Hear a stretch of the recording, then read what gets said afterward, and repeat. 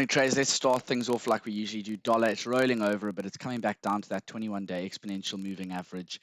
In terms of levels to watch, if we break below there, the next key level's around 105, and then it's the 50-day simple moving average below there. On the upside, I'd look towards moves towards this 108 level, and then the previous high around 109. The RSI has fallen a lot. It's still got some room to run if we were to fall lower. Obviously, the euro is stronger this morning, and yeah, that's basically the driving factor of it. Oh, also the other thing that's caused the dollar to roll over has been the cooling in expectations for a 100 basis point hike back down to 75. That's obviously not helping the bulls. And then let's look at the S&P 500 here. We can see that it got right up towards that 50-day simple moving average and that downtrend line, and sellers quickly came in and pushed it back lower.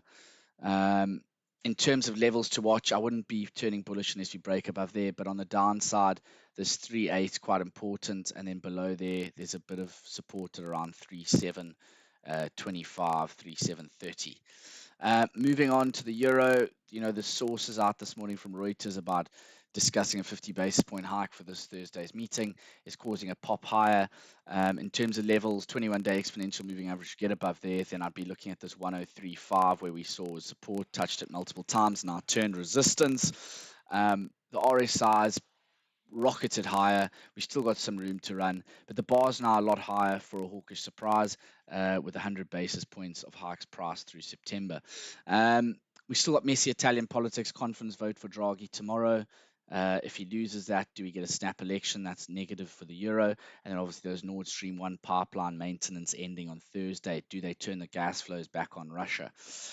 Downside levels, I'll be looking back towards parity.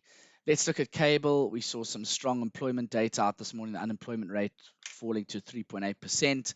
Well, not falling, but 3.8% lower than forecast at 3.9.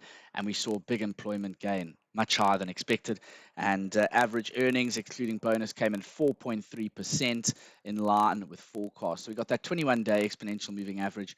Above there, the next level to be on the lookout for is 121.5. We can see there's support there. And on the downside, I'd be looking back for a move towards this 118 level.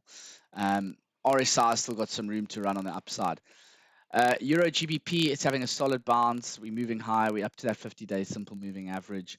Let's see what happens. It's around the 0.855 zone, kind of. There's about another 30 pips to go till there. One to watch, definitely, with the ECB meeting on Thursday, and the RSI has still got some room to run.